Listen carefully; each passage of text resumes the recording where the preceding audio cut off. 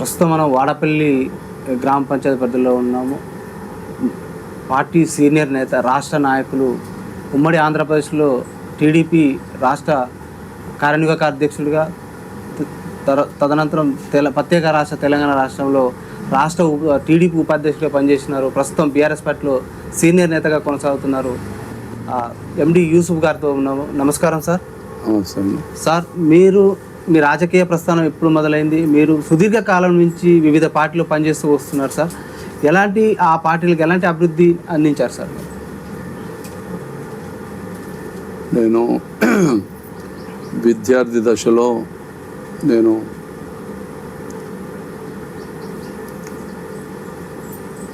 ఏఐఎస్ఎఫ్లో నా ప్రస్థానం స్టార్ట్ అయ్యి, సరే ఏఐఎస్ఎఫ్, ఎస్ఎఫ్ఐ రెండు కలిసి పనిచేసే దాంట్లో కీలక పాత్ర పోషించి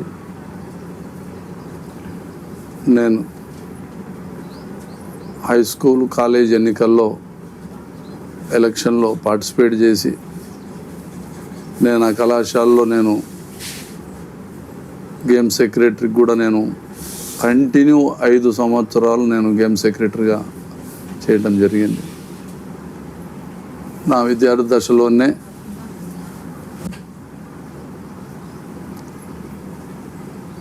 తెలుగుదేశం పార్టీ ఆవిర్భవించడం, కొద్ది కాలంలోనే నాదెండ్ల భాస్కర్రావు వెన్నుపోటు పొడవటం, ఎన్టీ రామారావుకి ఆ ఉద్యమంలో ఎన్టీ రామారావుకు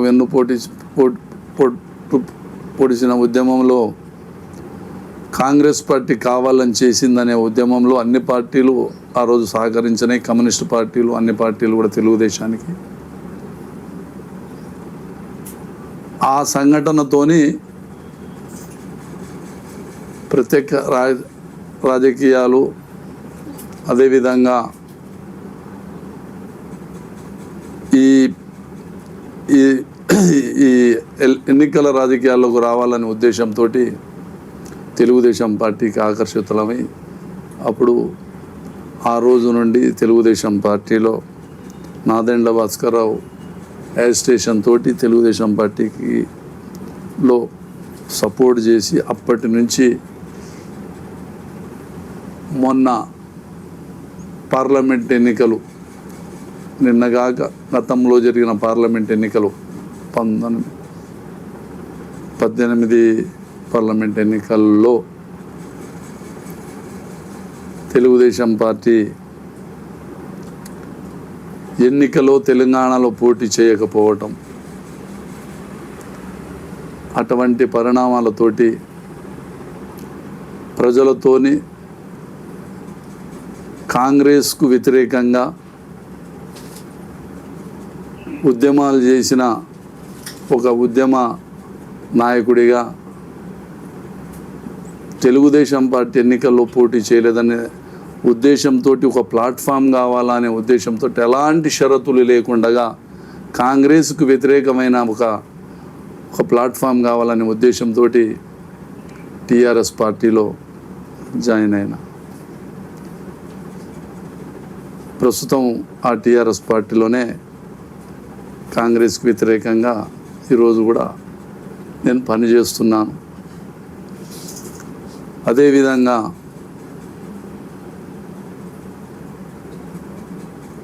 ఈరోజుకి ఈ ప్రాంతంలో తెలుగుదేశంలో పార్టీలో అనుకోండి, కీర్తిశేషులు మాధవరెడ్డి గారు వారి నాయకత్వంలో ఆ రోజులలో ఈ ప్రాంత అభివృద్ధికి ఈ దామర్చల్ల మండలం గతంలో జానారెడ్డి గారు చలకుర్తి నియోజకవర్గం ఉన్న రోజులలో కూడా ఈ ప్రాంతాన్ని ఎలాంటి అభివృద్ధి చేయలేదు అనే ఉద్దేశంతో ఆయన 89లో పార్టీ మారి వెళ్ళిపోయిన తర్వాత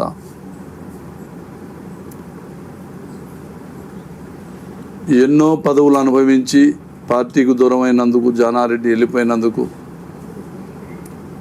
ఇక్కడ ఉన్న తెలుగుదేశంలో ఉన్న బలహీన వర్గాల నాయకత్వానికి సపోర్ట్ చేస్తూ వాడపల్లి నుండి పెదవూర దాకా తెలుగుదేశం పార్టీ కోసం పనిచేసి 89లో పని చేసుకుంటూ ఆ రోజు నుండి గోపగాని పెద నరసయ్య, రామ్మూర్తి యాదవ్ వాళ్ళ గెలుపుల కోసం కృషి చేసిన, అందులో భాగంగానే ఈ ప్రాంతం అభివృద్ధి చెందలేదు అనే ఉద్దేశంతో మాధవరెడ్డి గారి నాయకత్వంలో దామర్చర్ల మండలంలో ఒక సబ్ యార్డ్ మార్కెట్ యార్డ్ తీసుకురావటం, మూసీ మీద బ్రిడ్జి నిర్మాణం కోసం, అదేవిధంగా దామర్చర్లలో ఒక బస్టాండ్ నిర్మాణం కోసం, అదేవిధంగా ఇలా మైనార్టీల కోసం ఒక షాదీఖానా నిర్మించడం కోసం నేను ఈ మండలానికి, ఈ మండల ప్రజల కోసం మిగతా ఎన్నో గ్రామాల అభివృద్ధి కార్యక్రమాలు, రహదారులు అనుకోండి, నీళ్ళ సౌకర్యాలు అనుకోండి, మాధవరెడ్డి గారు ఉన్న కాలంలో ఇటువంటి అన్నీ నేను స్వయంగా ఈ ప్రజల మీద ప్రజలు మనకు గుర్తించరు అనే ఉద్దేశంతో ఆ ప్రజలకు సేవ చేయాలని మనం పుట్టిన ప్రాంతం, మన సొంత మండలం, సొంత గ్రామానికి అలా చేసుకుంటూ పోయినాం. ప్రస్తుతం అదే రకంగా ఈ గ్రామంలో ఉండి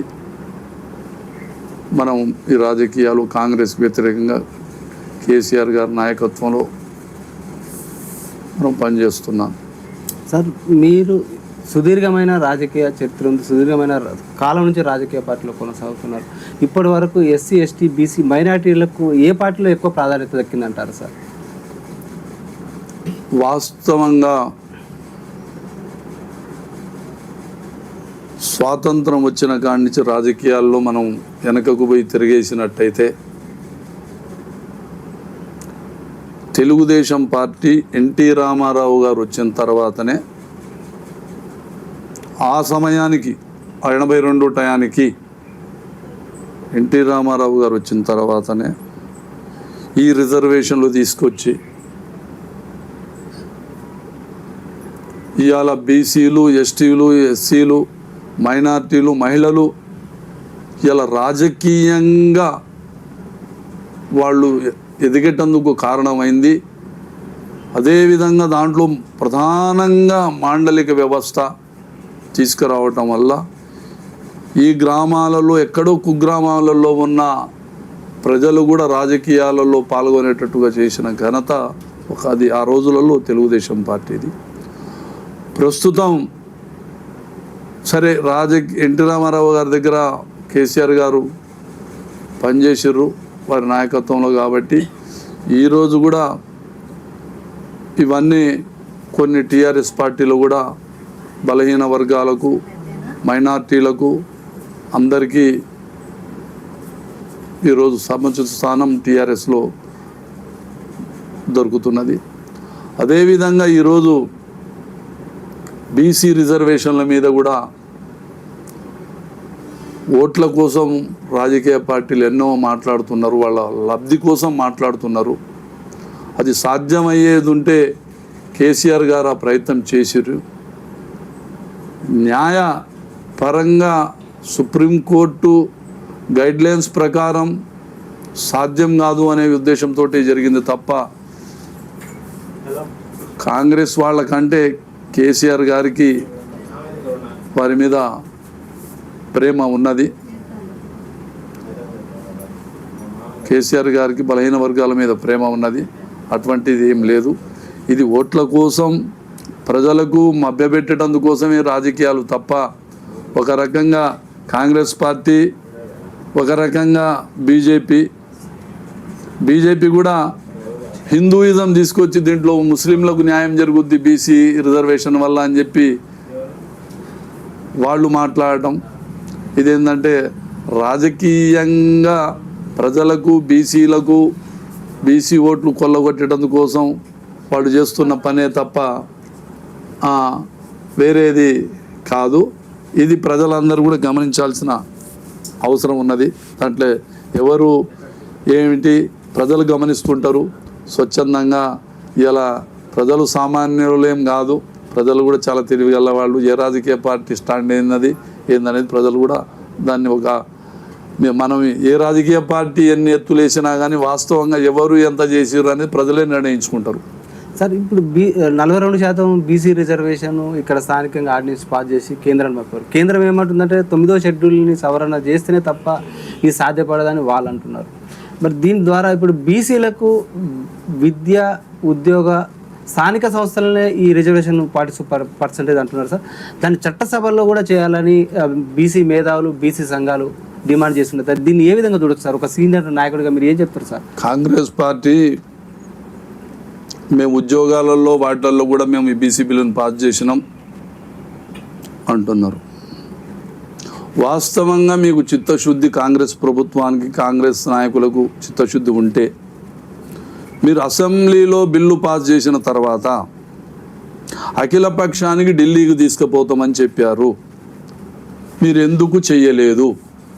నేను సూటిగా కాంగ్రెస్ నాయకులకు, కాంగ్రెస్ ప్రభుత్వానికి అడుగుతున్నా. హైకోర్టులో ప్రజాప్రతినిధులు, సర్పంచులు కోర్టుకు వెళ్ళిన తర్వాత హైకోర్టు తీర్పుని దృష్టిలో పెట్టుకొని ఈరోజు హడావుడి చేస్తున్నారు తప్ప కాంగ్రెస్ నాయకులు ఓట్లు కొల్లగొట్టాలా, సీట్లలో వాళ్ళ పార్టీ వాళ్ళు కూర్చోవాలా అని చెప్పి బీసీలకు మోసం చేయాలనే ఉద్దేశం తప్ప వాస్తవంగా కాంగ్రెస్ నాయకులు, కాంగ్రెస్ ప్రభుత్వానికి చిత్తశుద్ధి ఉంటే ఏ రోజైతే వాళ్ళు అసెంబ్లీలో బిల్లు పాస్ చేసినరో, ఏకగ్రీవ తీర్మానం చేసినారో, అఖిల పక్షానికి ఢిల్లీకి రాష్ట్రపతి దగ్గరికి తీసుకుపోతారన్న ఈ ప్రభుత్వం దేనికి తీసుకుపోలేదు అంటే వాళ్ళకు చిత్తశుద్ధి లేదు.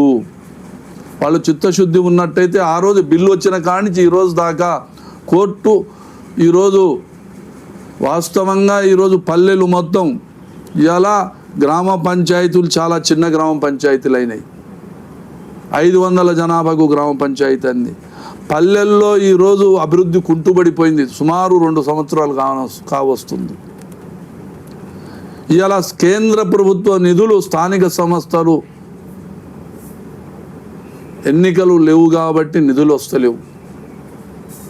నిధులు లేకపోవటం వల్ల గ్రామాల అభివృద్ధి కుంటుపడుతున్నది. దాని మీద మాజీ ప్రజాప్రతినిధులు కోర్టుకు వెళ్ళటం వల్ల, హైకోర్టుకు వెళ్ళటం వల్ల కోర్టు ప్రభుత్వానికి, ఎలక్షన్ కమిషన్కి మీరు ఎన్నికలు పెట్టాలా ఒక గడువు పెట్టడం వల్ల, 90 రోజులు గడువు పెట్టడం వల్ల ఈ కాంగ్రెస్ ప్రభుత్వం ఈరోజు హడావుడి చేసి ప్రజలకు మభ్యపెట్టేటందుకే చేస్తుంది. వాళ్ళకి చిత్తశుద్ధి ఉన్నట్టయితే వెంటనే ఆ రోజు తెలంగాణ ఉద్యమం కోసం సకల జనుల సమ్మె ఏ రకంగా జరిగిందో, ఇలా కేంద్రంలో బీజేపీ ప్రభుత్వం ఉన్నది, ఇలా రాష్ట్రంలో అన్ని పక్షాలని, అఖిల పక్షాన్ని కలుపుకొని నువ్వు ఢిల్లీకి పోయి ఈ ప్రయత్నం చేసినట్టయితే ఆ రోజు కాంగ్రెస్ చిత్తశుద్ధిగా చేసిందని చెప్పి ఈరోజు మనం అనుకునేటోళ్ళం. సార్, గత బీఆర్ఎస్ 10 ఏళ్ల పాలన, ఇప్పుడు 18 నెలల కాంగ్రెస్ పాలన, ఈ రెండు గతంలో జరిగిన అభివృద్ధి, ఇప్పుడు 18 నెలల అభివృద్ధి ఏ విధంగా చూడొచ్చు అంటారు సార్? స్వాతంత్రం వచ్చిన తర్వాత సుమారు 70 సంవత్సరాల చిల్లరలో ఈ భారతదేశంలో ఇలా జనాభాలో 70% రైతాంగం, రైతు కూలీలు, రైతాంగం ఉన్నది. ఏ ప్రభుత్వం కూడా రైతుల గురించి ఆలోచించలేదు. ఈరోజు కేసీఆర్ గారు ముఖ్యమంత్రి అయిన తర్వాత నీళ్లు, నిధులు, నియామకాలు, ఉద్యోగాల మీద ఉద్యమం పుట్టి రాష్ట్రం ఏర్పడ్డ తర్వాత రైతుల కోసం రైతు బంధు భారతదేశంలో ఏ రాజకీయ పార్టీ, ఏ ముఖ్యమంత్రి కూడా చేయలేదు. రైతుల కోసం చేసిన ఏకైక నాయకుడు కేసీఆర్ గారు. ఇది ఉన్న వాస్తవం, నిజం. అదేవిధంగా ఒక కుంట భూమి ఉన్నా కానీ రైతు బీమా, ఆ రైతు చనిపోయినట్టయితే అతనికి బీమా చెల్లించిన ఘనత కేసీఆర్ గారిది. ఇప్పుడు మిగతా స్కీములు అంటారా, వేరే రాష్ట్రాలలో 100 రూపాయలు పెన్షన్ ఉంది, 200 రూపాయలు ఉన్నది, 500 రూపాయలు ఉన్నది, 1000 రూపాయలు ఉన్నది. ఈ రాష్ట్రంలో 2000 రూపాయలు కరెక్ట్ వాళ్ళ ఖాతాలో పడి పెన్షన్స్ ఉన్నాయి, ఇన్ని ఉన్నాయి. కానీ రైతులది కూడా ఏ రాష్ట్రంలో ఏ ప్రభుత్వం, కాంగ్రెస్ ప్రభుత్వం కావచ్చు, బీజేపీ ప్రభుత్వం కావచ్చు, ఎక్కడ కూడా కేసీఆర్ గారు ఇచ్చినట్టుగా ఏ ప్రభుత్వాలు ఏ పార్టీలు కూడా ఇవ్వలేదు. కాబట్టి ఇక్కడ ఈరోజు అభివృద్ధి విషయంలో కూడా కళ్యాణ లక్ష్మి అనుకోండి, షాదీ ముబారక్ అనుకోండి, అయినా చిత్తశుద్ధిగా చేసిన ఘనత దళారీ లేకుండగా ఈ ప్రజలకు ప్రభుత్వ స్కీములు ముట్టినాయి అంటే అందినాయి అంటే ఒక్క టీఆర్ఎస్ పార్టీలనే అందినాయి. ఇలా కాంగ్రెస్ పార్టీలో చూస్తున్నాం, మనం ఇలా పత్రికల్లో చూస్తున్నాం, టీవీలో చూస్తున్నాం. వాళ్ళ అభివృద్ధి ఏమిటి అంటే ఇలా ఓట్ల కోసం ఇందిరమ్మ ఇళ్ళు అంటున్నారు. ఈ ఊర్లలో ఏ ఊరికి ఎన్ని ఇందిరమ్మ ఇళ్ళు ఇచ్చారో వచ్చినాయి అని చెప్పే పరిస్థితుల్లో ఈరోజు వాళ్ళ నాయకులే లేరు. వాళ్ళు ఏం అభివృద్ధి చేసినామంటే వాళ్ళు ఏదో మేము మహిళలకు ఫ్రీ బస్సు ఇచ్చినామో లేకపోతే ఇంకేదో ఇచ్చినామో 1-2 స్కీములు చెప్తూ వాళ్ళ గ్యారెంటీలు వారు 420 వాగ్దానాలు ఈరోజు అమలు కావట్లేవు. వాళ్ళది ఏముందంటే వాళ్ళ పదవులు కాపాడుకునేటందుకే ఉన్నారు తప్ప వాళ్ళు ఈ ప్రజలు ఈ రాష్ట్రాన్ని అభివృద్ధి పొందాల రాక అధికారం వచ్చింది 10 సంవత్సరాల తర్వాత అని చెప్పి వాళ్ళ స్వార్థం చూసుకుంటారు తప్ప ఈ ఓట్లేసిన ప్రజల గురించి పట్టించుకునే పరిస్థితి కానొస్తలేదు. వాళ్ళ కుమ్ములాటలు ఇయాల గతంలో ఏ సంవత్సరమైనా ఏ ప్రభుత్వంలోనైనా మంత్రులు హెలికాప్టర్లు వాడటం అనేది ఇవాళ ఈ రాష్ట్రం ఎటు ప్రయాణం చేసినా 2 గంటలు కారులో ప్రయాణం చేసి 2.5 గంటలు హైదరాబాదు నుండి ఏ జిల్లాకు పోయినా అటువంటిది 100 కిలోమీటర్లు ఉన్న హెలికాప్టర్లు ఉపయోగిస్తున్నారంటే ప్రజాధనాన్ని కాంగ్రెస్ ప్రభుత్వము ఏ రకంగా దుర్వినియోగం చేస్తుందనేది కూడా ప్రజలు గమనించాలి. సార్, గత 10 ఏళ్ల బీఆర్ఎస్ పాలనలో తెలంగాణ కోసం బలిదానమైన మలిదశ ఉద్యమ నాయకుడు శ్రీకాంతాచారి తల్లికి న్యాయం దక్కలేదు. ఉద్యమంలో పాల్గొన్న ఉద్యమకారులకు కూడా ఎలాంటి న్యాయం దక్కలేదని అని అంటుంది సార్. దీన్ని ఏ విధంగా ఇప్పుడు మేము ఆ స్థాయిలో నేను దానికి జవాబు పూర్తిగా చెప్పలేను. వాస్తవంగా సరే ఏ కారణాల్లో సార్ శంకరమ్మ గారికి శ్రీకాంతాచారి తల్లి గారికి ఒకసారి పోటీ చేసే అవకాశం కల్పించడం జరిగింది. సరే మరి వాళ్ళ అర్హతలు ఏమిటి, వాళ్ళు ఏ రకంగా పార్టీ గుర్తించిందా లేదా అనేది తెలియదు. కానీ అట్లా అంత అన్యాయం అయితే జరగలేదు. గుర్తించింది పార్టీ, కేసీఆర్ గారు గుర్తించారు, అటువంటిది ఏం లేదు.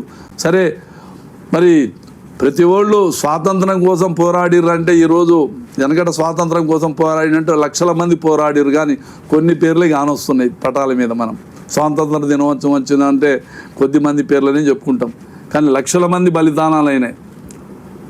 జలియాన్వాలా బాగ్లో ఒక బాయిలో అంతమందిని పూడ్చిపెట్టి వాళ్ళకి బలిదానం చేశారు, కానీ వాళ్ళ పేర్లన్నీ రావట్లేవు. అట్లనే ఉద్యమంలో చాలామంది ఉద్యమం చేయబట్టే వచ్చింది. ఇప్పుడు టీఆర్ఎస్ అనే కాదు, సకల సమ్మెలో అన్ని పార్టీలు కూడా పాల్గొన్నాయి, అందరిది చెయ్యి ఉన్న దాంట్లో ఆ రోజు. కాబట్టి ఉద్యమంలో నష్టపోయిన వాళ్ళు, ప్రాణాలు పోయిన వాళ్ళకి తప్పకుండా పార్టీ గుర్తించాలా, గుర్తించింది, భవిష్యత్తులో కూడా వాళ్ళు గుర్తిస్తుంది. సార్, స్థానిక సర్పంచుల కాలం ముగిసి 18 నెలలు కావస్తుంది సార్. స్పెషల్ ఆఫీసర్ అంటారు, ప్రజల్లో స్పెషల్ ఆఫీసర్ తెలియదు, అభివృద్ధి కుంటుపడిపోయింది, పారిశుద్ధ్యం కూడా చాలా ఇబ్బందులు ఉన్నాయి ప్రజలు అంటున్నారు సార్. దీన్ని ఏ విధంగా? ఇప్పుడు ప్రజలు వాస్తవంగా ఇది నగ్న సత్యం, అధికారుల పరిపాలనలో ఎట్లయిందంటే ప్రభుత్వం దగ్గరనే, రాష్ట్ర ప్రభుత్వం దగ్గరనే నిధులు లేవు. అదేవిధంగా పంచాయతీలకు కూడా ఎలాంటి నిధులు ఇస్తలేరు. కేంద్ర ప్రభుత్వం ఇవ్వాల్సిన నిధులు ఇక్కడ పంచాయతీలు లేవు, మండల పరిషత్తులు లేవు, జిల్లా పరిషత్తులు లేవు. ఎలాంటి నిధులు కేంద్ర ప్రభుత్వం నుండి వస్తలేవు, ఇది నగ్న సత్యం. అయితే వాళ్ళు ఎన్నికలు పెడితే లాభమా నష్టమా అనే చర్చ బేరీజు వేసుకుంటూ వాళ్ళు ప్రజలకు ఈ గ్రామాలు కుంటుపడే పరిస్థితి చేస్తారు తప్ప ఈరోజు వాస్తవంగా గ్రామాల పరిస్థితి ఏంది అనేది వాళ్ళు అధ్యయనం చేసే పరిస్థితుల్లో కాంగ్రెస్ నాయకత్వం లేదు. ఇలా అన్ని గ్రామాలు ఇప్పుడు వర్షాకాలం స్టార్ట్ అయింది, ఇప్పుడే అన్ని దవాఖానాలు నిండిపోతున్నాయి జ్వరాలతోని, పారిశుద్ధ్యం కుంటుపడ్డది, మురికి కాలువలు తీసే నాదుడు లేడు, ఎలాంటి నిధులు లేవు.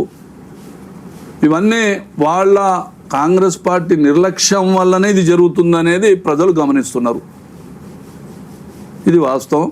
తప్పకుండా వాళ్ళు అధికారం ఉన్నది అనే ఉద్దేశంతో వాళ్ళు ఎన్నికల్లో ముందుకు పోవాలనుకుంటారు తప్ప, సరే ప్రజలు కూడా తెలియగలవాళ్లే, అధికారంతో ఎంత మటుకు లాభం జరుగుద్ది లేదా ప్రభుత్వానికి బుద్ధి చెప్పాలా, వాళ్ళు దగ్గర పెట్టుకోవాలంటే ప్రభుత్వానికి వ్యతిరేకమైన తీర్పు చెప్తేనే ప్రజలు ప్రభుత్వం దగ్గర పెట్టుకొని తర్వాతనన్నా ఈ అభివృద్ధి కార్యక్రమాలలో ప్రజలకు మర్చిపోకుండా పనిచేస్తారు. సార్, ప్రస్తుత అధికార పక్షం బీఆర్ఎస్ బీజేపీ ఒకటేనని అంటుంది సార్. దీన్ని ఏ విధంగా, ఏ కోణంలో చూడవచ్చు?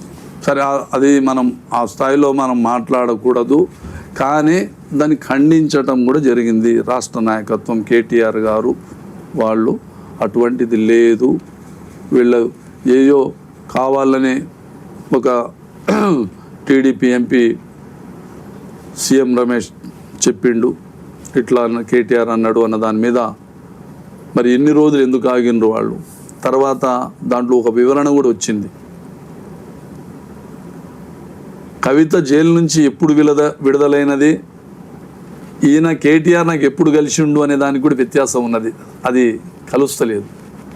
అంటే అబద్ధము ఏదో మాట్లాడి వీళ్ళకి ఇక్కడ బీజేపీ కూడా ఏదో రకంగా ఈడ రావాలా అంటే, టీఆర్ఎస్ ఆల్టర్నేటివ్, కాంగ్రెస్కి ఆల్టర్నేటివ్ టీఆర్ఎస్ ఉంది కాబట్టి టీఆర్ఎస్ కూడా ఏదో రకంగా ఇరికించాలని ఒక దురుద్దేశంతో వచ్చి మాట్లాడిన మాటలే తప్ప ఎలాంటి ఆధారాలు అయితే లేవు. అంత అవసరం కూడా లేదు కేసీఆర్కి, కేటీఆర్ గారికి. క్యాడర్ ఉన్నది, పార్టీ ఉన్నది, నిర్మాణం ఉన్నది. బీజేపీతో కలిసి పనిచేయాల్సిన అవసరం అయితే లేదు.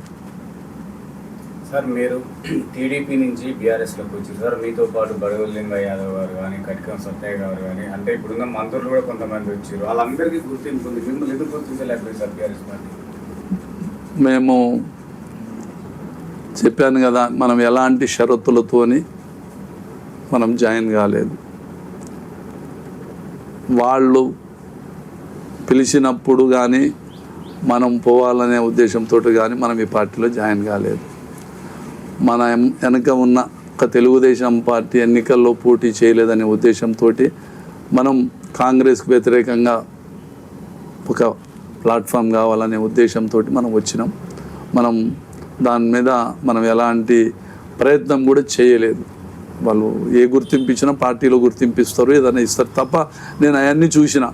ఇప్పుడు నేను చంద్రబాబు నాయుడు గారి దగ్గర పనిచేసిన, రేవంత్ రెడ్డి టీంలో ఆయన వర్కింగ్ ప్రెసిడెంటు, నేను వైస్ ప్రెసిడెంటు.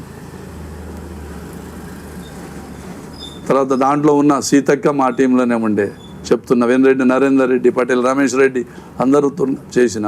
ఇలా ఆంధ్రాలో కూడా నేను చంద్రబాబు నాయుడు గారి దగ్గర కూడా పనిచేసిన. కాబట్టి మనకు పదవులతోనే కాదు, మనం ప్రజలకు సేవ చేద్దామనే దృక్పథం ఉన్నప్పుడు ఏ పార్టీలో ఉన్నా, పదవి ఉన్నా లేకపోయినా ప్రజలకు సేవ చేయొచ్చు, ఆ గుర్తింపు తెచ్చుకోవచ్చు. సార్, పార్టీ జెండా మోసి పార్టీ కోసం కష్టపడ్డ వాళ్ళకు పదవులు రాకుండా ఎవరైతే డబ్బులతో వస్తారో వాళ్ళకే పదవులు కానీ అధికారం కానీ దక్కుతుంది. ఒక పార్టీ సీనియర్ నాయకుడిగా, ఒక సౌమ్యుడిగా మీకు పేరుంది సార్ రాష్ట్ర లెవెల్లో. మీరు దీన్ని ఏ కోణంలో చూడొచ్చు అంటారు సార్? ఇప్పుడు ఏ కోణంలో ఆలోచిస్తే ఆ కోణమే ఉంటుంది. డబ్బు కోణంలో ఆలోచిస్తే డబ్బు కోణమే ఉంటుంది. అధికారము పదవో కావాలంటే ఆ కోణంలో ఆలోచిస్తే అదే అనిపిస్తుంది.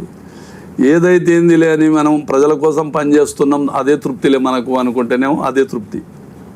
డబ్బు లేకపోయినా, పదవి లేకపోయినా 10 మందికి సేవ చేస్తున్నాం అంటే మనం తృప్తి పడితే అంతమటికే తృప్తి. త్వరలో స్థానిక ఎన్నికలు రాబోతున్నాయి సార్. ఆ ఎన్నికలు అంటే ఓటు అంటే పవిత్రమైనది. ఆ ఓటుని మద్యానికో, డబ్బుకో రాజకీయ పార్టీలు కూడా ఎరవేస్తున్నాయి. ప్రజల్లో, ఓటర్లలో చైతన్యం రావాలంటే ఒక పార్టీ సీనియర్ నేతగా ఏం చెప్తారు సార్ ఓటర్లు? ఇప్పుడు ప్రజలు యథా రాజా తదా ప్రజ అన్నట్టుగా పార్టీలు ఆ రకంగానే తయారైనాయి. ఈ ప్రజాస్వామ్య దేశంలో ఒక పార్టీ అనొద్దు, అన్ని పార్టీలు ఆ రకంగా తయారైనాయి. లీడర్లు, నాయకులు అదే తయారైనారు. ప్రజలు ఆ రకంగానే తయారై ఉన్నారు. ఆ అవేర్నెస్ రావాలా? ఎక్కడి నుంచి రావాలా? అది ఈ ఎడ్యుకేటెడ్స్ ఉన్న ఈ విద్యార్థులు వీళ్ళు రాజకీయాల్లోకి వచ్చి ఈ ఉన్న తరాలు కనుమరుగైన తర్వాత న్యూ జనరేషన్ అన్న మనం వాటికి ప్రలోభపడొద్దు. మనం మన ఓటు ఒక 5 సంవత్సరాలు మన తలరాస రాసేది ఇది అనేది గమనించి ఓటరు వాళ్ళు సొంత నిర్ణయం తీసుకున్నట్టయితే ఓటరు నిర్ణయం తీసుకోవాలి. అదేవిధంగా ఇప్పుడున్న చట్టాలు కూడా ఎన్నికల్లో ఎలక్షన్ కమిషన్ స్వయం ప్రతిపత్తిగా ఏ రాజకీయ పార్టీ అధికార పార్టీలో అధికారం ఉన్నా కానీ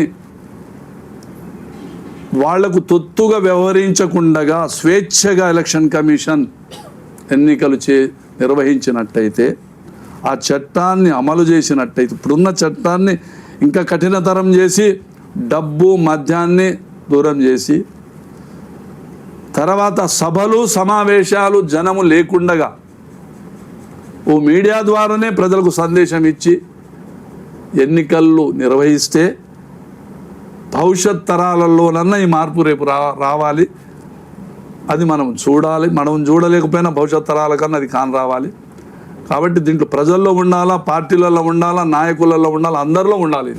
ఆ అవేర్నెస్ వచ్చిన రోజే ఈ డబ్బు వ్యవస్థ పోద్ది తప్ప ఇప్పుడు ఓటర్ అదే రకంగా చూస్తుండు, నాయకుడు అంతే చూస్తుండు, పార్టీలు అట్టే చూస్తుంది. కాబట్టి ఈ సాంప్రదాయం పోవాలా. ఎలక్షన్ కమిషన్ నిష్పక్షపాతంగా వ్యవహరించేటట్టుగా ఉంటే దీన్ని కొంత సమస్య పోగొట్టగలుగుతాం. బీసీ వర్గీకరణ కోసం కవిత గారు పోరాటం చేస్తున్నారు సార్. ఆ హక్కు లేదు అని చెప్పేసి ఇప్పుడున్న అధికార నాయకులు ఎందుకు? ఇప్పుడు ఇది డెమోక్రసీ. బీసీ అయితేనే మాట్లాడాలనా? ఈరోజు రాజ్యాంగం నిర్మాత బాబాసాహెబ్ అంబేద్కర్ గారు, ఆయన ఒక దళిత వర్గానికి చెందిన వ్యక్తి అని చెప్పి దళితుళ్ళే ఆయన గురించి మాట్లాడాలన్నా, ఆ సమస్య గురించి మాట్లాడాలన్నా? ఇది ప్రజాస్వామ్యము ఒక సెక్యులర్ పార్టీగానో లేకపోతే ఒక రాజకీయ పార్టీగానో ఆమె స్వేచ్ఛగా నేను బీసీ దానికి నేను మాట్లాడుతున్నా, నేను సపోర్ట్ చేస్తున్నా, నేను కూడా దానికి ఇది చేసినా అని మాట్లాడుతున్నా, తప్పే ఉంది. ఇప్పుడు వాళ్ళది బీసీ కార్డు అనేది వాళ్ళ కాంగ్రెస్ పార్టీ జాగిరైతే కాదు కదా. అందరు ఉన్నారు, అన్ని రాజకీయ పార్టీలలో బీసీలు ఉన్నారు. ఇప్పుడు వాళ్ళు బీసీ పెటెంట్ మా కాంగ్రెస్ పార్టీ అనేటందుకు వీల్లేదు కదా. వాళ్ళు కాంగ్రెస్ పార్టీ పెటెంట్ అంటే అన్ని పదవులలో మరి ఆ రెడ్డిస్ ఒక వర్గాన్ని తీసేసి మొత్తం బీసీలకి కూర్చోబెట్టమనండి. వాళ్ళు అటువంటి ఉద్దేశం, వాళ్ళు బీసీ పెటెంటే తీసుకోవాలనుకుంటే అగ్రవర్ణాలందరినీ వాళ్ళ పార్టీలో ఏ పదవులు ఇవ్వకుండా వాళ్ళకి బీసీలు మొత్తానికి వాళ్ళకి ఇవ్వమనండి. సరే, ఆ పెటెంట్ వాళ్ళకి చెప్పేస్తారు ప్రజలు.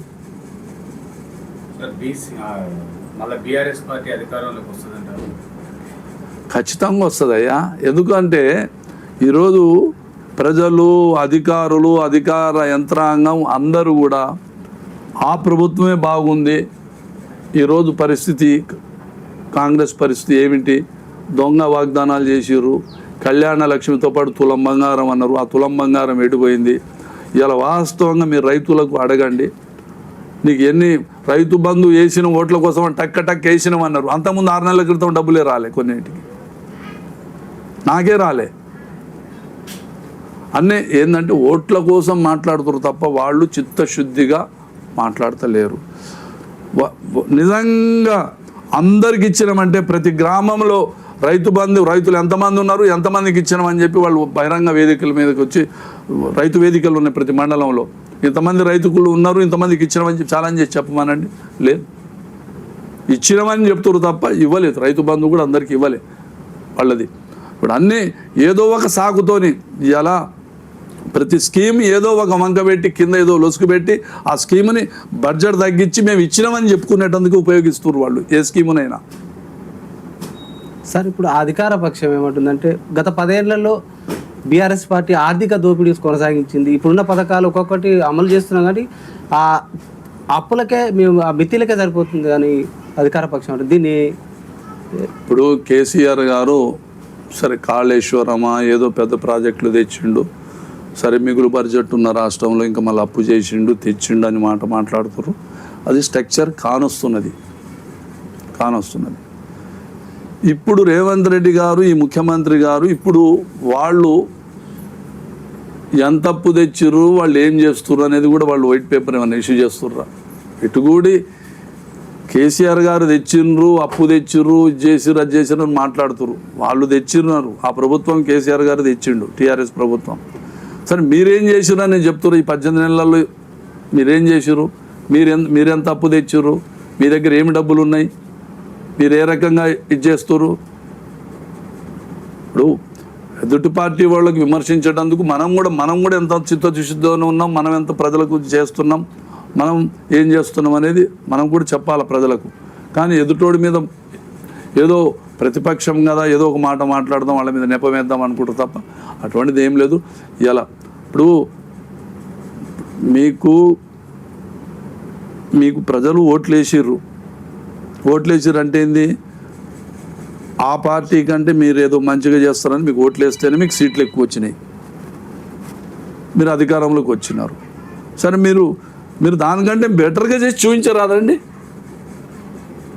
ఇప్పుడు టీఆర్ఎస్ పరిపాలన బాగలేదనుకొని మీకు ఓట్లేసారు అనుకోండి, మరి మీరు బెటర్గా చేయండి. భయపడుతున్నారు ఎందుకు? ఎన్నికలు పెట్టేటందుకు 2 సంవత్సరాలు అవుతున్నాయి, నీకు ప్రభుత్వం వచ్చింది.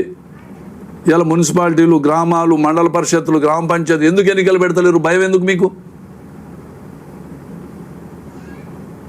దేనికి భయం? అంటే ప్రజలు తిరస్కరిస్తారు అనేది అప్పుడే భయం అయింది.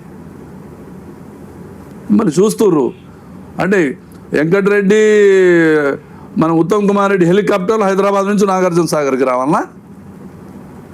గతంలో ఇన్ని సంవత్సరాల్లో ఎప్పుడైనా డ్యామ్ కట్టిన కాడి నుంచి ఒక ప్రధానమంత్రి, ముఖ్యమంత్రి వచ్చిరేమో హెలికాప్టర్లో తప్ప ఏ మంత్రులన్నా నాగార్జున సాగర్కి హెలికాప్టర్లు వచ్చి గేట్లు ఎత్తిన సందర్భాలు ఉన్నాయా? ఇది నేను మీ మీడియా ద్వారా ఈ రాష్ట్ర ప్రజలు, చూస్తున్న ప్రజలందరికీ నేను డైరెక్ట్గా చెప్తున్నా, చరిత్రను తిరిగి చూడండి మీరు వెనక. ఎప్పుడన్నా ఈ రకంగా హెలికాప్టర్లలో ఉప ముఖ్యమంత్రులు యాదాద్రి పవర్ ప్లాంట్కి వస్తే పరిశీలనకు వస్తే కూడా హెలికాప్టరు ఎవరు జాగీర్ అది? ఎవరి డబ్బులు అది? ఈ ప్రజల డబ్బులు కావా? గతంలో ఎప్పుడన్నా చేసిరా? ఈ టర్మ్లోనే ఈ మంత్రులు, ఏ ప్రభుత్వం ఉన్నా కానీ ఈ టర్మ్లోనే ఉప ముఖ్యమంత్రి, మంత్రులు హెలికాప్టర్లు వాడుతురు. ఇది కార్లు వాడుకున్నట్టుగా. ఇప్పుడు అంటే వాళ్లకు ఈ భయంతో ఎన్నికలు కూడా పెడతలేరు.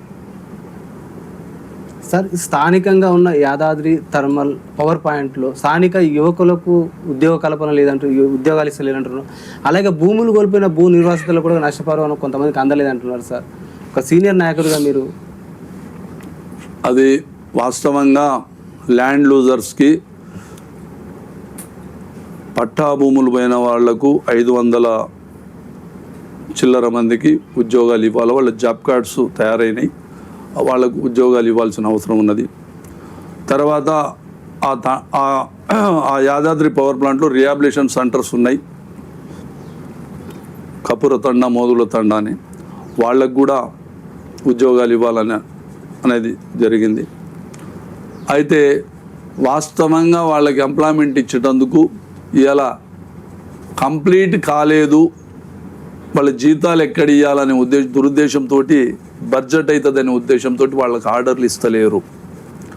తర్వాత టీఆర్ఎస్ గవర్నమెంట్లో కేసీఆర్ గారు ఒకటే చెప్పారు, ఎంక్రోచెస్ ఉన్న వాళ్లకు, అంటే ప్రభుత్వ భూమి, ఫారెస్ట్ భూములు, ఎంక్రోచ్ భూములలో కూడా వ్యవసాయం చేసుకున్న వాళ్ళకు కూడా నేను ఉద్యోగాలు ఇస్తా అని హామీ ఇచ్చిండ్రు. ఎందుకంటే ప్రభుత్వం ఇచ్చిన హామీలు పబ్లిక్ హియరింగ్లో మొత్తం రికార్డ్ అయ్యి ఇంతలా పుస్తకం ఉన్నది. ఏ ప్రభుత్వం చేసినా, ఏ ప్రభుత్వం వచ్చినా దాన్ని అమలు చేయాల్సిన బాధ్యత ఉంటుంది. ప్రభుత్వం మారినంత మాత్రం దాన్ని అమలు చేయాలి. కాబట్టి ఈ ప్రభుత్వం దాన్ని చిత్తశుద్ధితో లేదు. అసలు ఇంకో విషయం, ఈ ప్రభుత్వంలో ఉన్న ఎమ్మెల్యే ఇప్పుడున్న కోమటిరెడ్డి వెంకటరెడ్డి గారు యాదాద్రి పవర్ ప్లాంటే మూసేస్తాం, దాన్ని క్లోజ్ చేస్తాం, అది వేస్ట్ అని మాట్లాడిన మంత్రి, ఈ జిల్లా మంత్రి. ఆ పవర్ ప్లాంట్తోనే ఈరోజు భారతదేశంలో ఎక్కడ లేనటువంటి 4000 మెగావాట్ల పవర్ ప్లాంటు ఈ ప్రాంతంలో కట్టడం, రహదారి, రైల్వే లైను, కృష్ణా నది, ప్రభుత్వ భూమి, ఫారెస్ట్ భూమి ఉండటం వల్ల ఇది రాష్ట్రానికి వెలుగునిచ్చే ప్రాంతం ఈ దామరచల్ల మండలం అయింది. అది కేసీఆర్ గారి పుణ్యమాని. అదేవిధంగా ఆ రోజు ఉన్న ఎమ్మెల్యే, ఆ రోజులలో కాంగ్రెస్ పార్టీలో ఉన్నా కానీ భాస్కర్రావు గారు మాజీ ఎమ్మెల్యే గారు, వారి కృషి, కేసీఆర్ గారి కృషితోని ఈ ప్రాంతంలో ఆ ప్లాంట్ రావటం, ఈరోజు వ్యాపార అభివృద్ధి, భూముల విలువలు పెరగటం, అన్ని రకాలుగా డెవలప్మెంట్ అయ్యేటందుకు ఆ యాదాద్రి పవర్ ప్లాంట్తో బాగానే అయింది. వాళ్ళకి అందరికీ మాత్రం వాస్తవంగా వాళ్లకు ఎవరికైతే జాబ్ కార్డ్స్ ఇచ్చారో వాళ్ళందరికీ ఉద్యోగాలు ఇవ్వాల్సిన అవసరం ఉన్నది. ఎంక్రోచెస్ అయినా చేసిన వాళ్లకు ఆ లిస్టు కూడా ఉంది, వాళ్ళకు కూడా ఉద్యోగాలు ఇవ్వాలి. ఎందుకంటే ఆ పవర్ ప్లాంట్లో ఒక యూనిట్కి 400 మెగావాట్ల యూనిట్కి, ఒక్కో యూనిట్కి 200 మెగావాట్లు ఒక్కొక్క యూనిట్ ఉంటుంది. ఒక్కొక్క దాంట్లో 3000 మంది పడతారు. కాబట్టి స్థానికులకే తీసుకోవాలి, వాళ్ళకే ఉద్యోగ అవకాశాలు కల్పించాలి ప్రభుత్వము. గతంలో హామీ ఏదైతే కేసీఆర్ గారు హామీ ఇచ్చారో ఆ రకంగా అందరు రైతులకు కూడా దాంట్లో హామీ ఇచ్చిన రైతులందరికీ కూడా ఎంప్లాయ్మెంట్ కల్పించాలి. ఓకే సార్, బట్టి విక్రమార్క గారు రాబోతున్నారు సార్. ఇప్పుడు మీరు చెప్పిన ధర్మల్ ప్లాంట్ కోసం అక్కడ పనిచేస్తున్న కార్మికులకు కానీ భూబాధితులకు కానీ న్యాయం జరగబోతుందంటారా? వాళ్ళు ఏ కార్యక్రమానికి వచ్చినా ప్రజలకు, ప్రజాప్రతినిధులకు, ఆ ప్రాంతానికి, ఆ సమీప ప్రాంతానికి కూడా ఎవరికి రానియకుండా పోలీసు బందోబస్తుతోటి వాళ్ళ అధికార పర్యటన ఆ పవర్ ప్లాంట్కి వచ్చిపోవటం జరుగుతున్నది. ఒక ప్రతిపక్ష పార్టీల నాయకులు కావచ్చు, రైతులు కావచ్చు, రైతు నాయకులు కావచ్చు, వాళ్ళు బయటికి వెళ్ళిరంటే ఆ పవర్ ప్లాంట్ దగ్గరకు వచ్చి ప్రశ్నిస్తారో ఏమో అని నిర్బంధాలు జరుగుతున్నాయి. వాళ్లకు స్వేచ్ఛగా ప్రజలకు, రైతులకు కలిసి వాళ్ళ విజ్ఞప్తిని స్వీకరించి ప్రభుత్వము వాళ్ళకు సమాధానం చెప్పాల్సిన అవసరం ఉన్నది. ఉప ముఖ్యమంత్రి గారికి నేను చెప్తున్నాను. Okay sir, thank you sir. చూస్తున్నానండి మీ తెలుగు టీవీ.